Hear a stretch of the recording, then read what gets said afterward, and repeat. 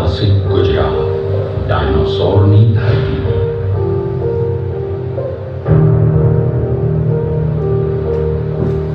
16.3 કરોડ વર્ષ પૂર્વેના પૃથ્વી ગ્રહ પર આપનું સ્વાગત છે.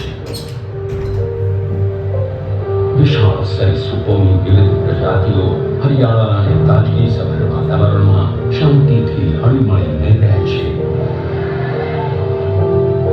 પોતાના સામ્રાજ્યમાં મહાકાય ચોપગામ સોરોપોડ્સ, બ્રોન્ટોસોરસ અને ડિપ્લોડોક્યુસનો સમૂહ મોટા વૃક્ષો અને પ્રાણીઓને આરોગી રહ્યો છે તથા નદી અને તળાવમાંથી પાણી પી રહ્યો છે.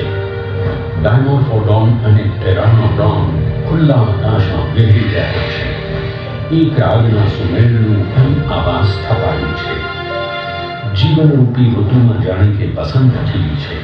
ગોંડવાનાના આ સરીસૃપોએ જાણે કે દુનિયાને જીતી લીધી છે અને હવે તેઓ નવા આકાર પામેલા ભારતીય ઉપખંડમાં વિસ્તરી અને વિકસી રહ્યા છે. 6.7 કરોડ વર્ષ અગાઉ ગોંડવાનાના મહાખંડમાં ગુજરાતની ભૌગોલિક સ્થિતિ આજની સ્થિતિ કરતાં અલગ હતી. તેનો અમુક ભાગ રણમાં ફેરવાય તે પહેલા કચ્છ, રાયોલી અને દાહોદ અલગ થઈ ગયા. મહાકાય સરીસૃપ પ્રજાતિના પ્રાણીઓ મૂળાજ હતું. ઉત્ક્રાંતિ ઉછળતી કૂદતી આગળ વધી. પ્રકૃતિ સાથે અનુકૂલન સાધી શકનારા ટકી ગયા. એક વિશાળ અને વિકરાળ દ્વિપદી માંસભક્ષી થિયોપોડ ડાયનાસોર માથે મુગટ ધરાવતો બ્રાન્ચિયોસોરસ શિકારની શોધમાં વિચરી રહ્યો છે. આશરે 21 ફૂટની લંબાઈ અને 8 ફૂટની ઊંચાઈ ધરાવતા 4 ટન વજનવાળા મહાકાય પ્રાણીનો જન્મ શિકાર કરવા થયો છે. બ્રાન્ચિયોસોરસ એટલે ગરોળીઓનો રાજા. નજરની સામે શિકાર આવતાની સાથે જ તેનો ખાપને બોલાવી દે છે આ સ્ફૂર્તિલો થિયોપોડ. આપણે જોઈ રહ્યા છીએ કે નજીકમાં જ તણાહારી ટાઇટેનોસોરસનું એક ટોળું પસાર થઈ રહ્યું છે, જેને એ ખ્યાલ નથી કે તેને સૂંઘતો પીછો કરી રહ્યો છે એક શિકારી. ટાઇટેનોસોરસનો અર્થ થાય છે રાક્ષસી ગરોળી, જે રાક્ષસી કદના વિશાળ પ્રાણી છે. 40-50 ફૂટની લંબાઈ, નિતંબ સુધી 10 ફૂટની ઊંચાઈ અને લાંબી ગરદન. આવું મહાકાય શરીર કોઈ પણ શિકારીની પહોંચની બહાર છે. પુખ્ત વયનું ટાઇટેનોસોર એ શિકારી માટે ફળદારનું ચોક્કસ છે, પરંતુ તેનું બચ્ચું નહીં. આપણને દેખાય છે કે મોટેરાની વચ્ચે સુરક્ષા કવચ બનાવીને આ બચ્ચું ચાલી રહ્યું છે. તેઓ જળાશયના કિનારા પાસેથી પસાર થઈ રહ્યા છે. બચ્ચાને અચાનક પાણીમાં પોતાનું પ્રતિબિંબ દેખાય છે અને જિજ્ઞાસાપૂર્વક તે કવચમાંથી છટકીને બહાર નીકળી જાય છે. પોતાનું જ પ્રતિબિંબ જોઈને તે ખુશ થઈ જાય છે. તેનું ધ્યાન પાણીમાં છે ત્યારે બદનસીબે પોતાનું ટોળું આગળ નીકળી જાય છે. પરંતુ ખરું દુર્ભાગ્ય તો એ છે કે બ્રાન્ચિયોસોરસની શિકારી નજર આ બચ્ચા ઉપર મંડાય છે. બાળ ટાઇટેનોસોર જ્યારે પોતાનું પ્રતિબિંબ જોઈ રહ્યું છે ત્યારે તે પાણીમાં તેને 3 શિંગડાવાળું એક વિશાળ પ્રતિબિંબ દ્રશ્યમાન થાય છે. તે જોઈને બચ્ચું ગભરાઈ જાય છે. શિંગડા ઉપરાંત હાડકાવાળી મોટી ઝાલર ધરાવતું આ પ્રાણી છે ટ્રાયસેરાટોપ્સ. તે અવાજ કરી રહ્યું છે અને નજીક આવી રહ્યું છે. ગભરાયેલું બચ્ચું જરાક આગળ ખસે છે, પરંતુ આ પ્રાણી તેના તરફ ધસતું નથી. દેખાવે હિંસક લાગતું આ પ્રાણી અસલમાં તો એક શાંતિપ્રિય તણાહારી છે. તે શરીર પર ટૂંકા છતાં મજબૂત અવયવો ધરાવે છે, પરંતુ તેની આ શક્તિનો ઉપયોગ આત્મરક્ષણ માટે કરે છે. ટ્રાયસેરાટોપ્સ પાણી પી રહ્યું છે એ દરમિયાન બચ્ચું ત્યાંથી છટકીને નીકળી જાય છે. પથ્થરોની પાછળ રહીને શિકાર પર તપાસ રાખી રહેલા શિકારી માટે આ એક સરળ અને નાનું શિકાર છે.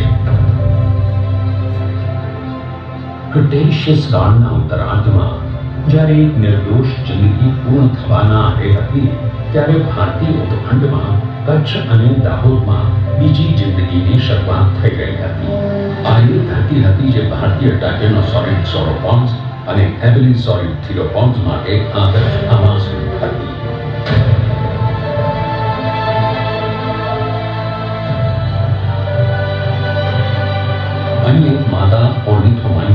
પહેરા આપી રહી છે. આ એક નાના માથાવાળો સર્વપક્ષી ડાયનોસોર છે, જેની ચાંચ દંતવિહીન અને ગરદન તથા પૂંછડી લાંબી છે. તેજ દોડવીર ઓર્નિથોમાઇમસ આશરે 50 કિલોમીટર પ્રતિ કલાકની ઝડપે દોડી શકે છે. તેનો સામનો થવાનો છે પૃષ્ઠવંશ વિનાના એક શિકારી સાથે, જે સંતાઈને પીઠ પાછળ હુમલો કરવાનો છે. જ્યારે ઓર્નિથોમાઇમસ ખોરાકની શોધમાં નીકળે છે, ત્યારે છુપાઈને બેઠેલો સાપ ઈંડા ગળી જવા તૈયાર થાય છે.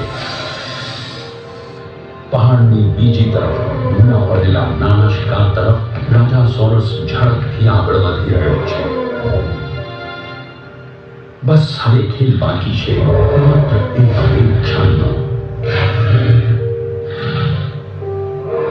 શિકારી જ્યારે હુમલો કરવાની તૈયારીમાં હોય છે, ત્યાં જ બીજો એક મોટો શિકારી અચાનક તેના પર તરાપ મારે છે. રાજાસોરસે હવે પોતાનું આધિપત્ય પુરવાર કરવાનું છે. આ લડાઈ છે આધિપત્યની, જેમાં તે પેટર્નોસોર પર પોતાનું પ્રભુત્વ જમાવવા માંગે છે. રાજાસોરસ એ શક્તિશાળી શિકારી છે, જેને ધારદાર તીક્ષ્ણ ગરદન જેવા દાંત છે. તે મજબૂત પૂંછડી, માંસલ શરીર, તીક્ષ્ણ જડબા અને ભારે ખમહાડકાં ધરાવે છે. રાજાસોરસ એક બીજા રાજાસોરસની સાથે ટકરાઈ રહ્યો છે. પોતાનું સામ્રાજ્ય સ્થાપવા માટેનું આ યુદ્ધ છે, જેમાં એકને હાર તો નિશ્ચિત છે. આ વિકરાળ સરીસૃપોએ સમગ્ર ભારતીય ઉપખંડમાં પોતાનું સામ્રાજ્ય જમાવ્યું છે.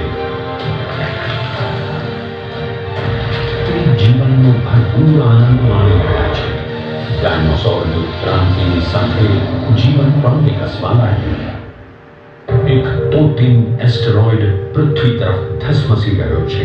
આપણા વાતાવરણમાં પ્રવેશતાની સાથે જ તે એક અગનગોળો બની ગયો. 35,000 ડિગ્રી તાપમાને તે લાખો સૂર્ય કરતાં વધુ તેજથી સળગી રહ્યો છે. વિનાશ તેમનો પીછો કરી રહ્યો છે, ત્યારે છેલ્લા ડાયનોસોર પર્યાવરણ સાથે અનુકૂલન સાધવાના ડાર્વિનવાદ સામે ઝઝૂમી રહ્યા છે. બે ખૂંખાર શિકારીઓ પોતાના શિકાર માટે યુદ્ધ કરી રહ્યા છે. મહાકાય તૃણભક્ષીઓ ઘાસના મેદાનો સાફ કરીને છેલ્લું થોડું બીજા માટે રાખી રહ્યા છે. માતા ડાયનોસોર ખોરાકની શોધમાં નીકળી છે, અને પ્રાગૈતિહાસિક સાપ તેના ઈંડા અને બચ્ચાને ખાઈ જવા તૈયાર થયો છે. અસ્તિત્વ ટકાવવાની અંતિમ લડાઈ એ જ પર્યાવરણ સાથે અનુકૂલન સાધવાની બાબત છે. કુદરતના પ્રકોપ સામે કોઈ પણ જીવજંતુ ટકી શકે તેમ નથી, અને પછી થયો વિનાશકારી પ્રચંડ ભૂકંપ.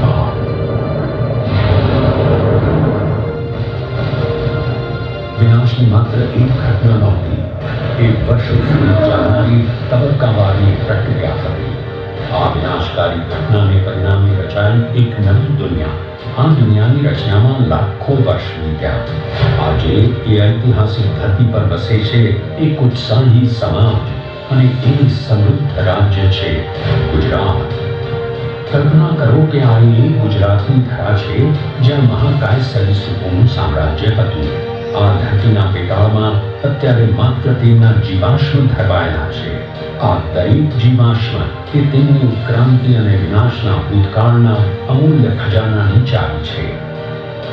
દરેક જીવાશ્મ એ અતિ પ્રાચીન સમયને જાણવાનું એક માધ્યમ છે. ડાયનોસોરના મહાસામ્રાજ્યના યુગમાં સફર કરવાનું સાધન છે.